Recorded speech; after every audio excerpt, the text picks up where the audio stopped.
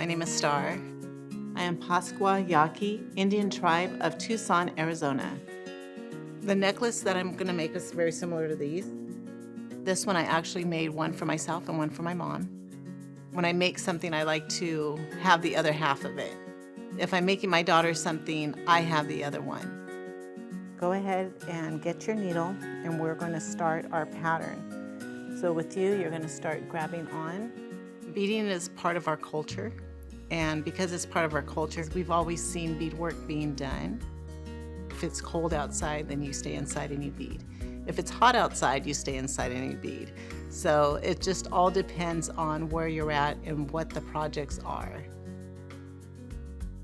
A lot of tribes will use shells. Take a moment and look at the beach when you're walking. You'll notice there's a lot of rocks, different types of stones. There's a lot of different things you're able to use.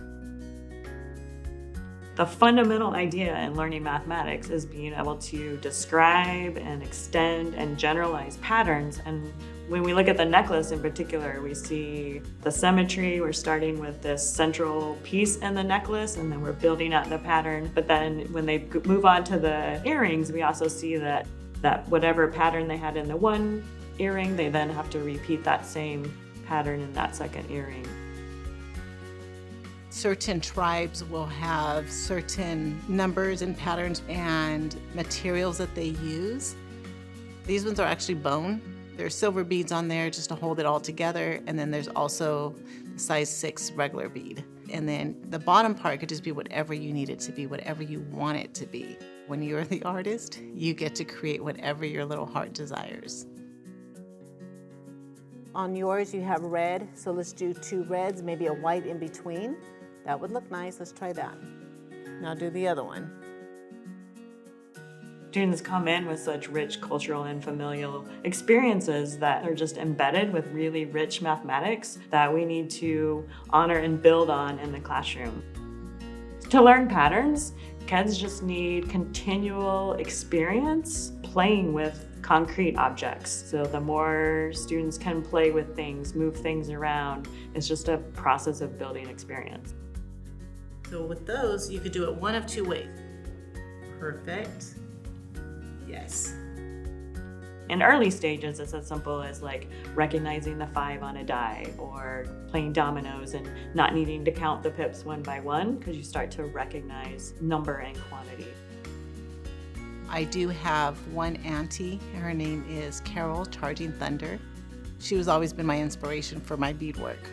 I could ask her to bead me a pair of earrings that look like strawberries. And she could actually look at it and say, okay, I'm gonna need 700 of this color, 4 of this color, and 8 of that color, and I'll have it done in 45 minutes. Like, she has it down to the math, which is just absolutely amazing. So I want you to look at this one more time. We have 2 different ways that we're doing this. This is your pattern. Are you happy with that size? And then that would be your little earring right there.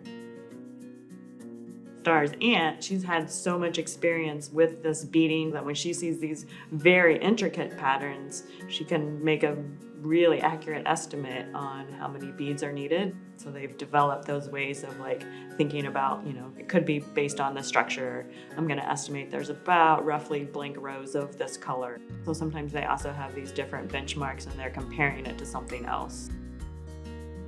So you're looking at your pattern, you're counting out how many you have, and you're looking at your design.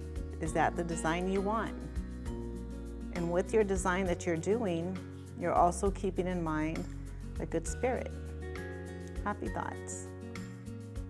The community aspect and what's happening here, we can problem solve and learn from others. We might have one way to solve a problem or one way to create the design, and then we see things that others are doing, and so we might build on that idea for next time. Your beadwork goes into your soul. You want to put as much love and kindness and respect into everything that you do.